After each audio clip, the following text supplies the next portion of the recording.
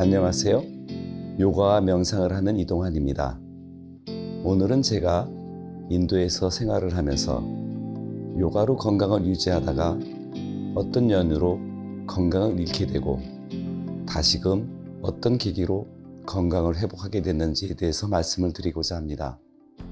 인도에서 유학을 하면서 지켜보면은 한 3년 차쯤 지나면은 건강을 잃고 체력이 딸려서 공부를 못하는 경우를 종종 보게 됩니다.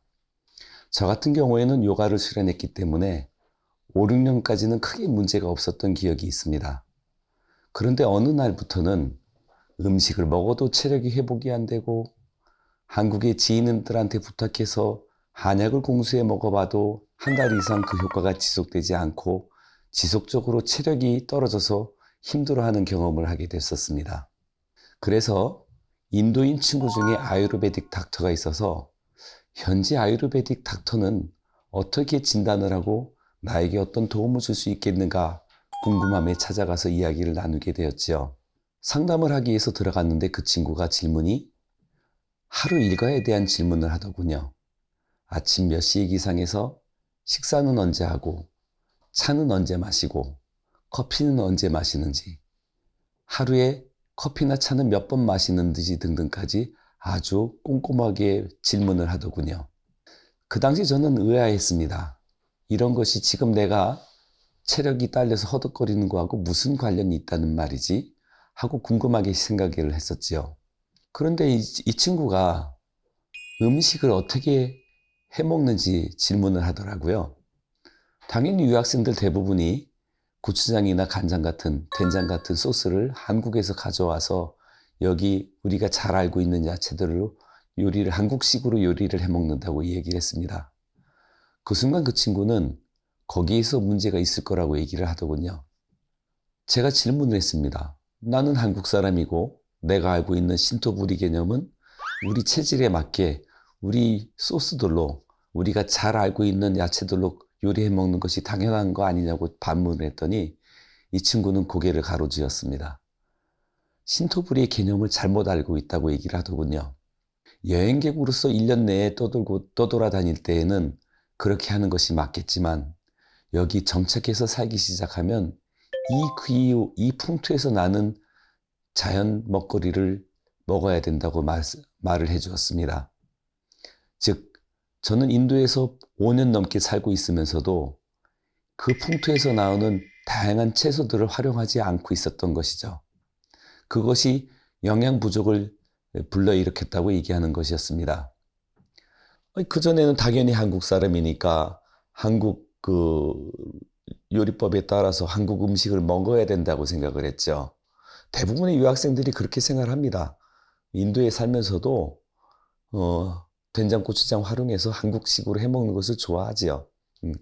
그런데 그 아유르베딕 닥터 친구가 하는 얘기는 아열대 기후에 살면 아열대 풍토에서 나오는 채소들을 활용해서 다양한 요리를 해먹어야 된다는 얘기를 한 것이죠. 그런 측면에서는 내가 변화하는 현상을 거부하고 내 고집대로 음식을 먹고 있었구나 하고 반성하는 계기가 됐습니다. 그래서 그 다음부터는 인도 요리법을 배우기도 하고 인도인들의 식습관에 있어서 왜 기, 버터가 중요한지 그걸 통해서 지방과 단백질을 어떻게 보충하는지 등등을 배우게 됐습니다.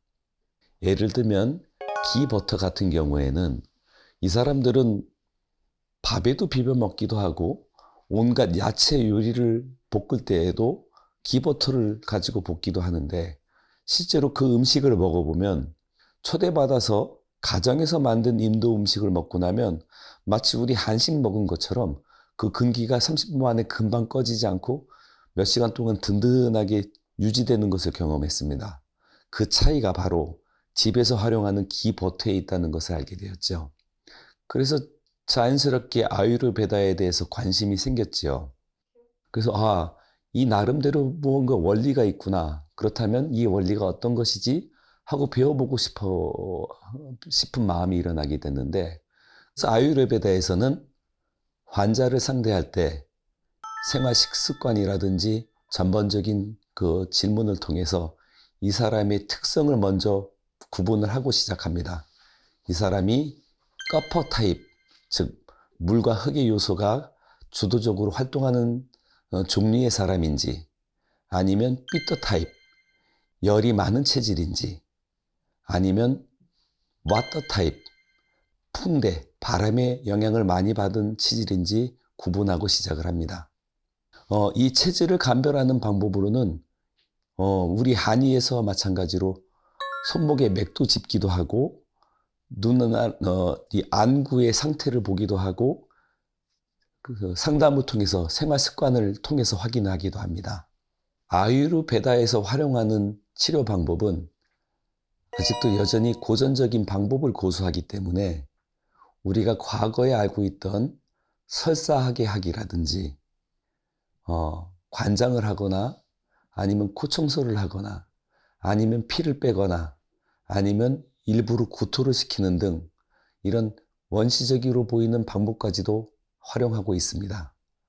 요즘은 스팀요법이나 오일요법으로 마사지를 하거나 땀을 빼서 체액을 해독하는 방법들을 많이 활용하고 있고, 아로마 요법을 통해서 향기를 통해서도 치유를 하고 있습니다. 또 아유르베다에서 중요하게 보는 것은 식습관입니다. 왜냐하면 우리가 요가를 수련할 때에도 몸을 통해서 지금 여기, 즉 내부 우주가 외부 우주와 만나는 접점에 대한 알아차림을 강조하기도 했는데요.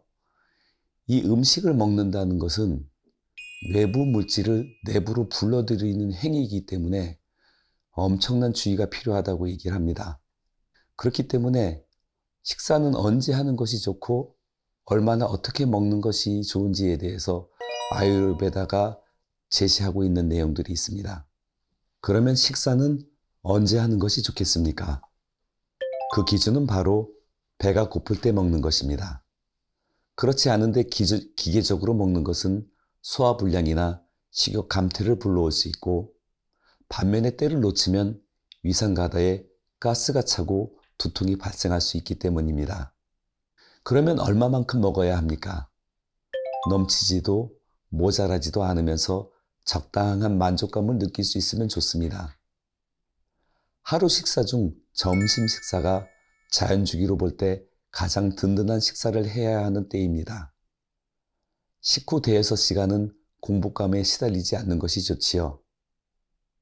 과식을 한다면 속이 더부룩하고 식곤증에 시달리게 되지만, 부족하게 먹어서 왕성한 작업을 해야 하는 시간에 살이 떨리는 등 허기를 느끼게 되는 것도 곤란하기 때문입니다. 때문에 아침을 거르지 않고 적당량을 먹어두는 것이 점심 식사에 과식하지 않도록 하는 데 도움이 됩니다. 음식의 구성 성분에 대해서는 이것도 경제 원리를 따라서 최소 비용으로 최대 효과를 내는 것이 필요합니다. 일반적으로 영양 성분 구성은 탄수화물이 60에서 70%, 단백질이 25에서 35%, 그 나머지는 비타민이나 미네랄이 차지하도록 하는 것이 좋다고 얘기합니다. 이렇게 볼 때 곡물을 60에서 70%, 콩류를 25에서 35%, 그 외에는 야채와 향신료로 채우는 것이 좋겠지요. 사실 이 정도의 비율을 맞춘 식단은 일반적인 시골 밥상으로도 충분한 것입니다. 과일은 주 성분이 당분과 물이기 때문에 영양 성분이 그렇게 많은 것은 아니기 때문에 입가심용으로 한두 조각이면 충분할 것입니다. 요가에서도 음식에 대한 이야기를 하고 있는 대표적인 경전 두 가지가 있습니다. 하나는 하타요가 뿌라데피카라는 경전인데, 거기서 뭐라고 얘기를 하고 있냐면, 금욕과 음식의 절제로 요가에 전념하는 사람은 빨리 성공을 거둔다고 말하며, 자신의 만족을 위해 음식을 먹지 않고 위장의 4분의 1은 항상 남는 것이 좋다고 얘기합니다. 바가와드기타는 요가는 과식하거나 너무 절식하는 사람, 너무 잠을 많이 자거나 너무 적게 자는 사람을 위한 것이 아니라고 이야기합니다. 알맞게 먹고 알맞게 휴식하고 행위에 있어서 행동을 절제하며 잠과 깨어있음에 절제하는 사람에게만 고통을 없애주는 요가가 가능하다라고 가르칩니다. 이렇게 인도의 요가와 인도의 전통의학은 비슷한 요소가 많습니다. 그 핵심은 조화와 절제이지요. 여러분의 삶에서도 이런 기준으로 일상을 돌아보시면 좋겠습니다.